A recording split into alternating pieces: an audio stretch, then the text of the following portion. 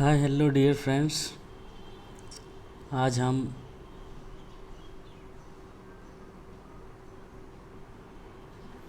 कक्षा 7 की विषय हमारे अतीत दैट मीन्स इतिहास का अध्याय 3 दिल्ली के सुल्तान का दूसरा भाग पढ़ेंगे, पार्ट 2।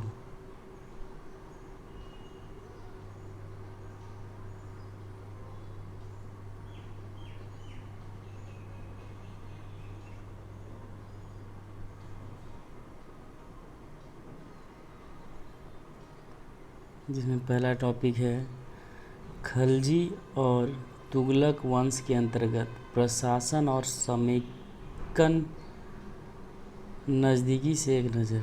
ठीक है, खलजी और तुगलक वंश के अंतर्गत प्रशासन के बारे में हमें पढ़ना है कि कैसे कैसे उनकी प्रशासन व्यवस्था थी।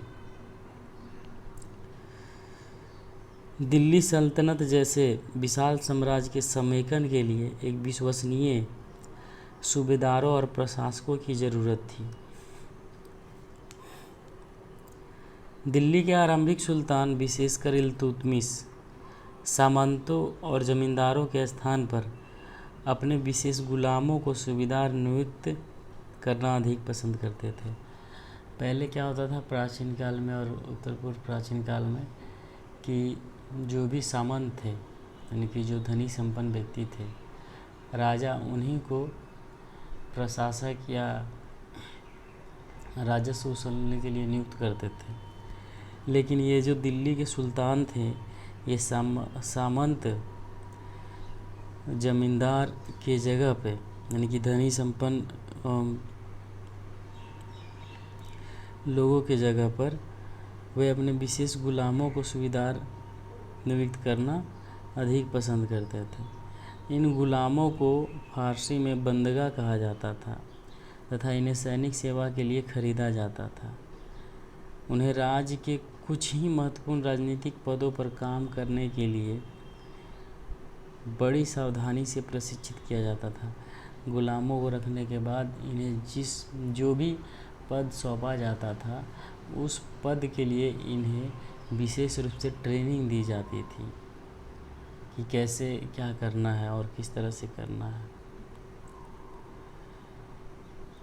चूँकि वे पूरी तरह से अपने मालिक पर निर्भर होते थे, इसलिए सुल्तान भी विश्वास करके उन पर निर्भर हो सकते थे। पहले क्या था कि सामंत और जमींदार जब अधिक संपन्न हो जाते थे तो अपने आप को बहुत सारी उपाधि प्रदान करते थे। आपने पढ़ा था पहले अध्याय में, जैसे महामंडलेश्वर।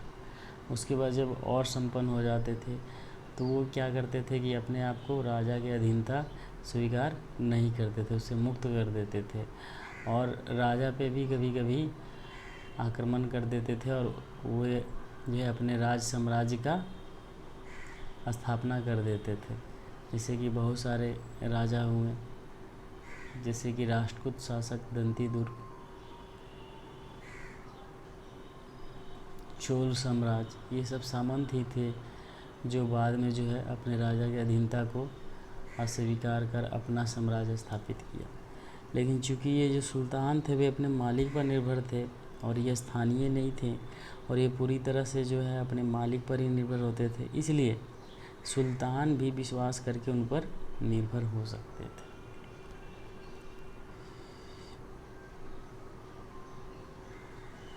बेटों से बढ़कर गुलाम। सुल्तानों को सलाह दी जाती थी जिस गुलाम को हमने पाला पोसा और आगे बढ़ाया है उसकी हमें देखभाल करनी चाहिए, क्योंकि तकदीर अच्छी हो तभी पूरी ज़िंदगी में कभी कभी ही योग्य और अनुभवी गुलाम मिलता है। बुद्धिमानों को कहना है कि योग्य और अनुभवी गुलाम बेटे से भी बढ़कर होता है। खलजी तथा तुगलक शासक बंदगा का इस्तेमाल करते रहे और साथ ही अपने पर आश्रित निम्न वर्ग के लोगों को भी ऊंचे राजनीतिक पदों पर बैठाते रहे। इन्होंने क्या किया कि पहले जो है उत्तर पूर्वकालीन में प्राचीन भारत में क्या था कि जो सामंत थे, जमींदार थे, धनी संपन्न व्यक्ति थे, उन्हीं को जो है ऊंचे ओहदे दिए जाते थे, या फिर जो 4 स्वर्ण हैं उसमें जो ऊंचे 4 जो जातियां थी उसमें से जो उच्च वर्ग के जो होते थे वे लोग ही प्रतिष्ठित पद को संभाला करते थे। लेकिन इन्होंने ऐसा नहीं किया, इन्होंने निम्न वर्ग के लोगों को भी ऊंचे राजनीतिक पदों पर बैठाया। ऐसे लोगों को सेनापति और सूबेदार जैसे पद दिए जाते थे, लेकिन इससे राजनीतिक अस्थिरता भी पैदा होने लगी। बहुत सी जायज़ बात है कि जब धनी संपन्न लोग रहेंगे वहाँ पे, तो जिनके पास शक्ति होती है, जिसके पास धन होता है, वही चाहते हैं कि मेरे अनुसार जो है सारा प्रशासन चले। लेकिन जब उनके विपरीत ऐसा हुआ कि उन्हें कोई प्रतिष्ठित पद देने के बजाय जो है निम्न वर्ग से संबंधित रखने वाले लोगों को दिया जाएगा, तो उनके मन को ठेस पहुंचता है, और इस प्रकार जो है राजनीतिक अस्थिरता भी पैदा होने लगी। गुलाम और आश्रित अपने मालिकों और संरक्षकों के प्रति जो वफादार रहते थे, मगर गुलाम और आश्रित जो है वो अपने मालिक और संरक्षकों के प्रति तो वफादार रहते ही थे, लेकिन उनके उत्तराधिकारियों के प्रति नहीं। उनके जो उत्तराधिकारी होते थे, उनके पुत्र, उनके दामाद, उनके प्रति नहीं। नए सुल्तान, ये आप स्वेच्छा से आप समझ सकते हैं कि आप अपने बॉस के प्रति आप ईमानदार हैं, ठीक है, लेकिन आप अपने बॉस के बेटे के प्रति आपका वो आदर भाव नहीं रहे, क्योंकि वो आपके से अनुभव में भी कम रहेंगे और उम्र में भी कम हो सकते हैं, और हो सके आपका बॉस का जो अनुभव रहा हो उतना अनुभव भी उन्हें ना हो। आपके बॉस और आपके बीच जो तालमेल हो सके उनके बेटे और आपके बीच वो तालमेल नहीं दिखे। तो ये कॉमन सी बात है। नए सुल्तानों, मगर उनके उत्तराधिकारी के प्रति जो है गुलाम और आश्रित उतने वफादार नहीं होते थे। नए सुल्तानों के अपने नौकर होते थे, उसका जो है अलग से अपना नौकर होता था। पहला वाला नौकर जो उसके पिता के होते थे वो नौकर नहीं, उनका अलग नौकर होता था। फलस्वरूप किसी नए शासक के सिंहासन पर बैठते ही प्रायः नए और पुराने सरदारों के बीच टकराहट हो जाती थी। उनके उत्तराधिकारी का जो सरदार रहता था और पहले का जो सरदार होता था, दोनों के बीच टकराहट हो जाती थी। सुल्तानों द्वारा निचले तबके के लोगों को संरक्षण दिए जाने के कारण उच्च वर्ग के कई लोगों को गहरा धक्का भी लगता था। इसे मैंने छोटा सा एग्जाम्पल दे करके समझाया आपको कि जो भी धनी संपन्न व्यक्ति है उसके जगह पे अगर कोई निम्न वर्गीय ये को ऊंचा पोस्ट दिया जाए, ऊंचा ओहदा दिया जाए, तो उनके मन को ठेस पहुंचता है, और इस तरह से राजनीतिक अस्थिरता पैदा होने लगी। और फारसी त्वारिख समझ रहे हैं, जो सुल्तानों का इतिहास जिसमें लिखा जाता था उसे त्वारिख कहा जा रहा है, कि लेखकों ने निचले खानदान के लोगों को ऊंचे पदों पर बैठाने के लिए दिल्ली के सुल्तानों की आलोचना भी की। उनका कहना था कि जो कुलीन परिवार है, धनी संपन्न है, या फिर त्वारिख लिखने वाले जो हैं, उन्हीं के कहे अनुसार जो है पूरा प्रशासन चले। धनी संपन्न आदमी को ही ये दिया जाए, निम्न वर्ग को नहीं दिया जाए, और लिंग भेद जैसे कि स्त्री को नहीं, पुरुष प्रधान हो, है ना, और स्त्री को जो है इसमें शामिल ना किया जाए। ऐसे वो समाज चाहते थे जो त्वारिख लिखने वाले लेखक होते थे।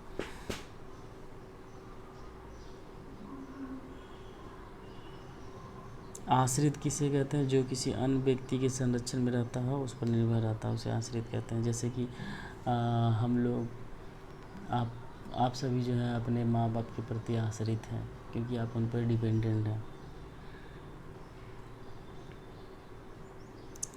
सुल्तान मोहम्मद तुगलक के अधिकारी जन। सुल्तान मोहम्मद तुगलक के अजीज़ खुमार, देखिए इन्होंने कैसे कैसे वो क्या सब पद दे रखा है ना। तो इससे जो उच्च वर्ग के जो लोग थे उन्हें बहुत आहत हुई। जैसे कि इनके जो अजीज़ खुमार नामक कलाल किसे कहते हैं? जो शराब बनाता है और उसे बेचता है, ठीक है। फिरोज हिजाम नामक नाई, ये देखिए नाई है। मन का ख्वाब नामक बावर्ची, जो खाना बनाने वाला होता है। और लड्ढा तथा पीरा नामक मालियों को, ये जो बागान में जो फूलों की देख रेख करता है, पौधे की, है ना। को ऊंचे प्रशासनिक पदों पर बैठा हुआ। इन्होंने कलाली को, एक नाई को, एक बावर्ची को और मालियों को जो है एक ऊंचे पद पर बैठाया। 14वीं सदी के मध्य के इतिहासकार जियाउद्दीन बर्नी, अब जियाउद्दीन बर्नी के बारे में सुने होंगे। जियाउद्दीन बर्नी ने इन नियुक्तियों का उल्लेख सुल्तान के राजनीतिक विवेक के नाश और शासन करने की अक्षमता के उदाहरणों के रूप में जियाउद्दीन बर्नी ने इन सभी बातों को लिखकर कहा, आलोचना करते हुए कहा है कि ये जो है सुल्तान का राजनीतिक विवेक का नाश है, उनका विवेक नहीं है, बुद्धि नहीं है, खो गया है। और बताया कि शासन करने की उनमें क्षमता अब नहीं रही, इसलिए जो है ऐसे ऐसे काम कर रहे हैं। किन्होंने कहा था? जियाउद्दीन बर्नी ने, आलोचना करते हुए मोहम्मद तुगलक के बारे में, जब उन्होंने इन्हें जो है ऊंचे पद पर नियुक्त किया था तब।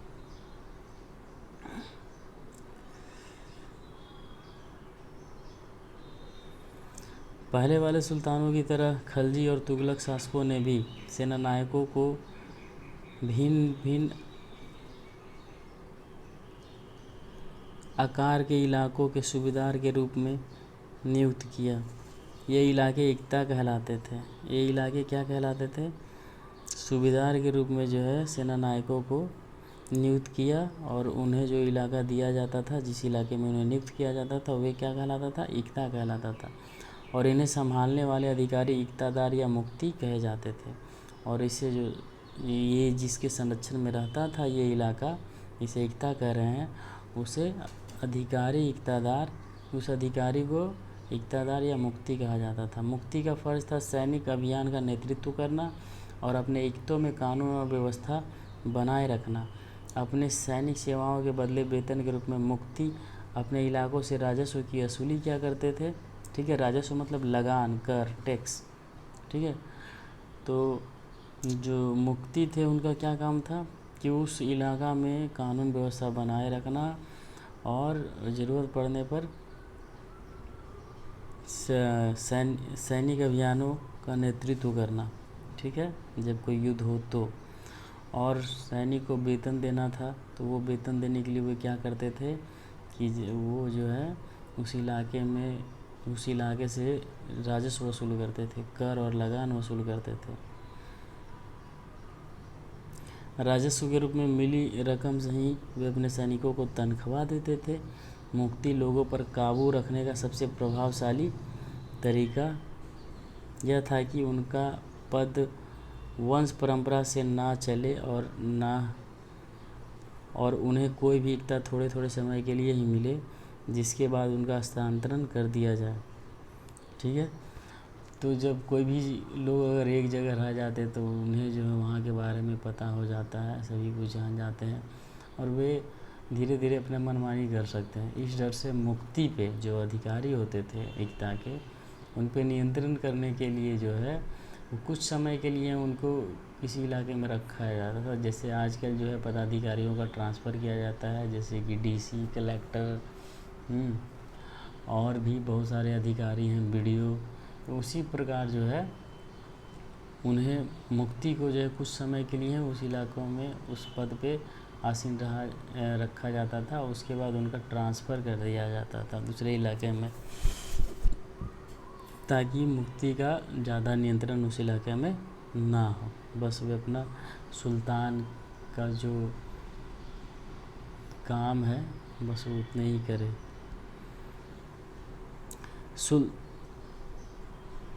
सुल्तान अलाउद्दीन खिलजी और मोहम्मद तुगलक के शासनकाल में नौकरी के इन कठोर नियमों का बड़ी सख्ती से पालन होता था। मुक्ति लोगों द्वारा एकत्रित किए गए राजस्व की रकम का हिसाब लेने के लिए राज द्वारा लेखा अधिकारी नियुक्त किए जाते थे। जैसे कि आज भी जो लोग नौकरी करते हैं, हर एक साल जो है ऑडिट के लिए लोग आते हैं कि कितना का बिल पास हुआ है ना, क्या काम हुआ, कितना का एस्टिमेट था, कितना पेमेंट हुआ। वे सभी उस तरह से उस ज़माने में भी लोग जो है सुल्तान लेखा अधिकारी नियुक्त करते थे और वो जांच के लिए आते थे।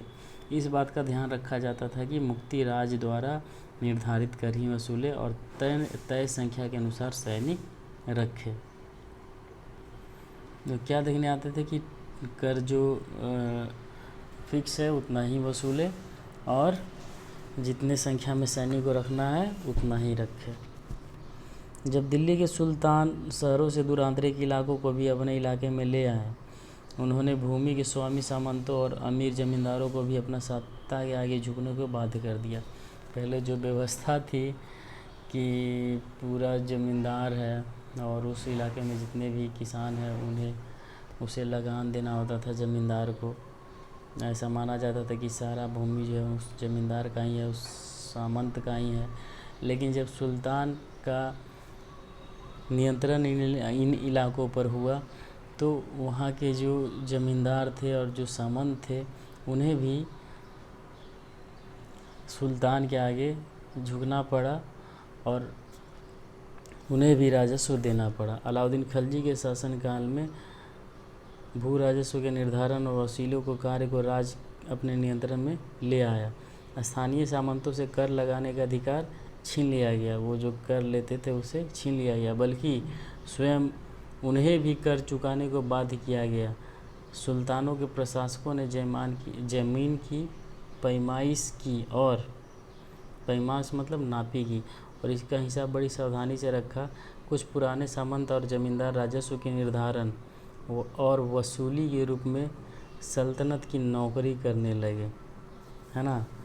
क्या हुआ कि उन्हें भी जब लगान वगैरह देना पड़ा ज़मींदार और सामंतों को, यानी कि बड़े बड़े धनी संपन्न लोगों को जिसका उस इलाके में नियंत्रण था, जब सुल्तान का नियंत्रण आ गया तो उन्हें भी उनके आगे झुकना पड़ा और उनसे भी कर और लगान वसूल किए जाने लगे। तो क्या हुआ कि बाद में उन्होंने सल्तनत की नौकरी करने लगे। वो किस रूप में? राजस्व के निर्धारण और वसूली अधिकारी के रूप में सुल्तान का जो सल्तनत का जो नौकरी था वो करने लगे। कौन? सामंत और ज़मींदार।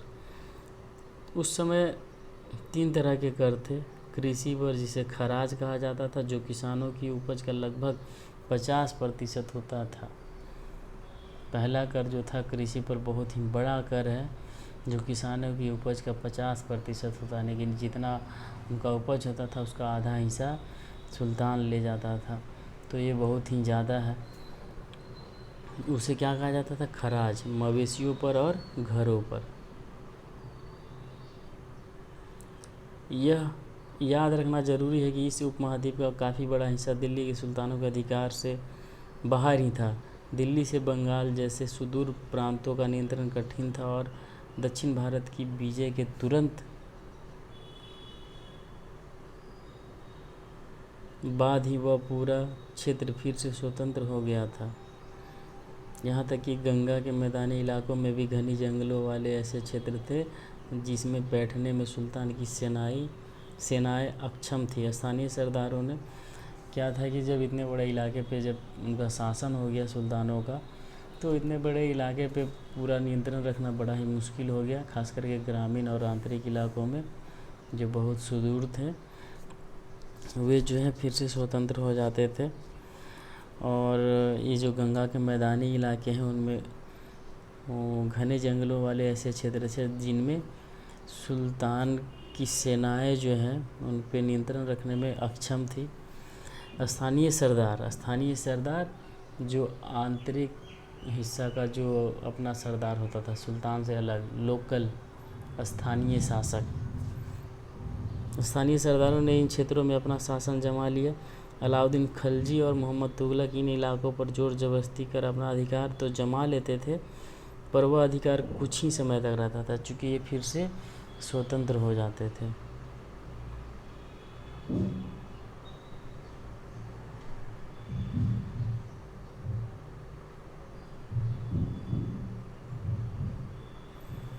तो नेक्स्ट वीडियो में हम आगे पढ़ेंगे सरदार और